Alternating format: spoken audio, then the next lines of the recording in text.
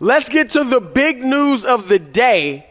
We had been talking yesterday about this 3-team deal with the Wizards and the Boston Celtics and the LA Clippers. It fell apart, and the Clippers moved out and Memphis moved in. The trade still went down where Kristaps Porzingis went to Boston, and Marcus Smart, one of the leaders of that Celtics team, he is on his way to Memphis. But later today, a bigger trade, at least a bigger name, broke. And that, of course, is the future Hall of Famer Chris Paul, who was traded from the Washington Wizards. Remember, he went to them in the Suns trade for Bradley Beal.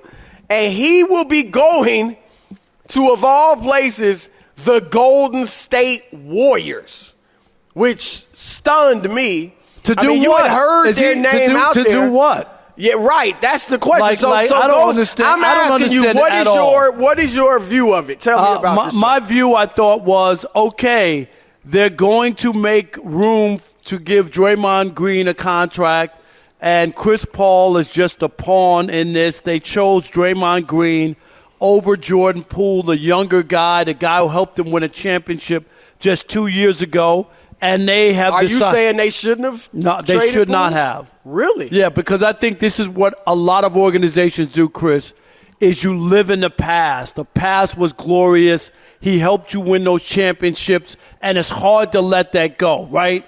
And I think you will agree with me that the Boston Celtics did that, Chris, when they held on to Robert Parrish, Larry Bird, and Kevin McHale. Right. And what happened to the Celtics after that? Those guys left. They went 19 or 20 years without winning, and it stumped their organization. And I get it. The Warriors won their 4 championships. They've cemented a legacy about what they've done and their players. But, Chris, it just doesn't make sense for a younger guy who was a big part of you winning a championship. And I get last year and the postseason was awful, it was. But the way that they handled the Draymond Green situation that wasn't fair to him, and I think that stumped him and stumped his growth and his ability, to excel this year. And I just think it's a move for now, and everybody in the building will be happy to have Draymond, and you keep your main pieces. But long-term, I think it's a mistake. Well, here's where I agree with you. It doesn't make a ton of sense. And I also agree with you in that basically it looks like what they did was they're taking on Chris Paul and his 1-year contract. Right. And getting off of the long-term deal that was Jordan Poole. So that they don't want to pay. So they could pay Draymond, but also just get off that money because we know the new collective bargaining agreement is going to be very punitive to the teams, which that's a whole nother story. Right. And the more I hear way about over. this CBA, and I've read some of it too, the players got hammered. Again. And they always lose, but my goodness. No, they got killed. Yeah, you're out there hearing all this, how punitive it's going to be, and teams are going to be punished and can't put together 3 max deals anymore. That is hurting the players. That's for the owners. The owners want to put a cap on themselves so they can't spend, so they get hammered if they spend too much money, which ultimately hurts the players. So the players got beat down, but that's another story. On this trade, though, Rob, here's where I disagree with you. Okay. I think they had to move Jordan Poole. Like, it wasn't his fault, obviously, right? He's the one got sucker punched. But they needed to get the stench of that drama out of their locker room. And again, I don't equate it to the Celtics of Bird, Parrish, and McHale because, first of all, Steph is still in his prime. Larry Bird had injuries and wasn't able to play at that level anymore. Steph is still playing great. Draymond is still playing very well, especially on the defensive end. And Clay is still solid, a 20-point scorer. But he wasn't the same guy. He wasn't Not the same, but still very good. He led the team in 3-point shots made during the regular season. Can they beat the Denver Nuggets right now? Well, if this is all they're doing, no. Okay. But I'm expecting more. And my disappointment in the Warriors is not that they traded Jordan Poole, but that they traded Jordan Poole for Chris Paul at 38 years old, who always gets injured in the playoffs. I thought they could have got more for Jordan Poole. I don't know that this could have happened. It's a big for a small, which doesn't always happen. I would have liked to have gotten Kristaps Porzingis for Jordan Poole. The Warriors need size. They are tiny. And when they played the Lakers, you saw what happened. Lakers were too big. Denver would have been too big. So that's why I'm saying this can't be the end for them. You would hope not, but I'm just saying this too also is a part, Chris, where you romanticize the past, and I get it. Like it's hard to break up a group or a thing that worked, and them winning championships and those guys that they have with the Warriors. But if you could step off, really, you're going to cash out Draymond Green? Well, they're not going to max him out. He'll probably get about $30 million a year, $25 to $30 million a year. I just so think it's not like he's going to get a max deal. It could have been the point where you cut off something and add something to that team. I think they're better with Draymond rather than Jordan Poole. Because Jordan Poole doesn't defend. Jordan Poole helped him win that championship, though. He played but really so did well. Draymond. Yeah, but he played really well that year. You can't keep everybody. No. And so I just thought he had more trade value than Chris Paul. And here's the thing. For Chris Paul, basketball-wise, I don't think it's a fit. I assume he's coming off the bench. I mean, obviously. If he's coming off the bench – and he's going to man that second unit, that's fine. That gives him some more depth. That gives him a great floor general for the second unit. But he also plays differently than their typical style of offense. Like, there are a lot of player movement, a lot of ball movement. Chris Paul's not going to be running off screens and things like that like Steph and Clay do. So what's it going to be like? They play their normal style when the starters are out there, and then they change to a different set with Chris Paul, because it doesn't seem like it's going to be the same. Yeah, I mean, they can do that. Obviously, remember against the Lakers, they changed their offense and had Steph running high pick and roll. So they'll do a lot of that with Chris. It's not a difficult adjustment. But like you said, I think ultimately this was about getting off Jordan Poole's contract. That's what I thought. I'm just saying I would have waited and tried to get a better deal, like more players that can help you, because they need size and they need depth. We're going to hear from the guests who came out to watch the show live at 275 Park in Brooklyn. We're getting their thoughts on the Chris Paul trade that sent the future Hall of Famer to the Golden State Warriors.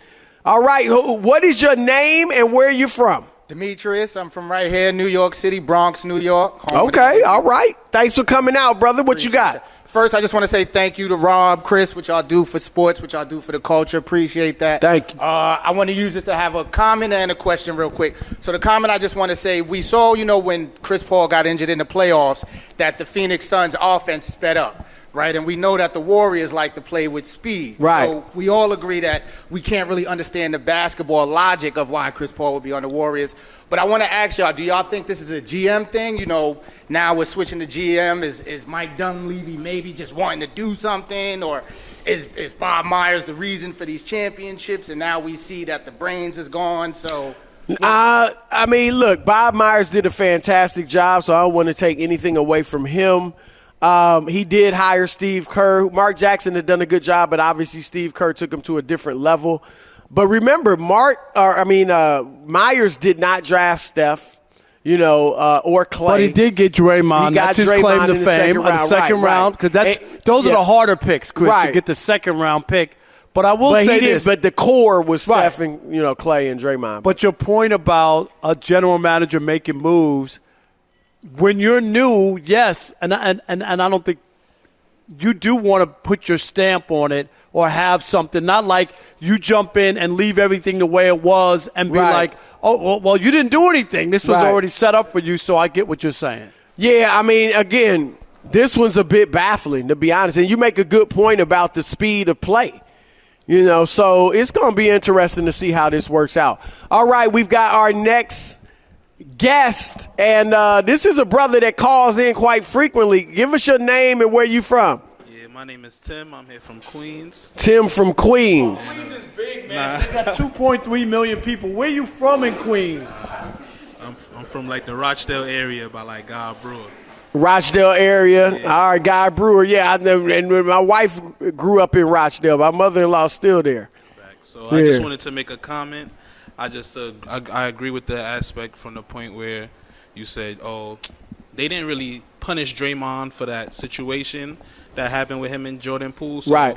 Poole probably just felt like, hey, I'm not jagging him. I don't really want to be around him, because even when during the playoffs and stuff, when him and Steph Draymond was trying to get in contact with him, trying to Right. rile him up, get him activated, he wasn't trying to hear that. So Right. That's why I agree with that too. So I felt like they just had no choice but to get rid of him. So Chris Paul was probably one of the better options they had, because now he's a backup point guard in my eyes. See, that's what, and I agree with everything you said. I just think as great as Chris Paul is, he's 38. Right, and he doesn't fit with really what they're doing. I don't think so. And I think that you're right, Chris, that they just made a decision that they picked Draymond Green over Jordan Poole, and that's what they decided to do. Which I think was smart. If you had to pick one, you would have picked Poole? I would have picked Poole. So you're just surrendering. Yeah, no, I'm not surrendering, because I won a championship with Jordan Poole, and he was productive. They weren't winning I just think that Draymond has, to me, probably cost them 3 championships. And I don't know. I think he cost because they them. don't have Kevin Durant. I think he cost him. He ran Kevin Durant out prematurely. Remember that. Then he also, with the kicking of LeBron, and was suspended when they lost that, came back 3-1. And then I see your acolytes. Yeah. Rob, hey, yo. And y'all, hold on. Wait. And then the last one, he rendered Jordan Poole. Jordan Poole turned into goo this past postseason when this man was great the year before, Chris, and helping them win a championship. Right. So that's all I'm saying. Draymond has helped them win, but he's also done some damage to the organization. But the thing is this, if he doesn't if they don't lose that series in 2016, now that's another championship they win, but I think it evened out because they wouldn't have got Kevin Durant. And maybe they don't win those 2. And then maybe Durant would have left anyway. We see that he has wandering eyes. So, who knows. All right, what you got, bro? Where you from? What's your name? Where you from? How you doing? My name is Nigel. I'm from Camden, New Jersey, South Jersey. Camden? Did you drive all the way from Camden? No, I live. I really would have been flattered. I would have been like, yo, that's love, bro. So you live here now? Yeah, I live in Brooklyn. Across the street? No. All right. So we went from me thinking he drove from another state to you just walked over from across the street. All right, so what you got? I'm sorry, Chris, I got to agree with Rob. If I'm choosing between Jordan Poole and Draymond, I'm choosing the younger guy. How? Jordan Poole's he reminds me of Lou Williams. He's just a shooter. Okay, I can get some of them. Who would have replaced Draymond? You can get somebody. Who? Porzingis can replace him. No, because Draymond is their playmaker. Yeah. But And he's their best defender. We can do it. I got a question, though. So now you're like, yeah, you got me. All right, go ahead. All right, so in terms of a basketball sense, do you think it's better for Chris Paul to come off with the second unit, or is it better for him to play point and maybe push Steph to the 2 so he can do a little more on or off ball, running around, getting off screen? Well, I think he should come off the bench because remember, you have presumably you're going to have Draymond there to essentially run the offense. And so Steph's going to be playing like a 2-guard anyway. So, I think you bring in Chris Paul. Chris Paul will not run the offense like Draymond does. He's better, obviously, as a playmaker, but it's just different ways that they play. So I think bringing him off the bench will be good, and that might keep him healthy for the playoffs, right, if he's not playing the huge minutes. So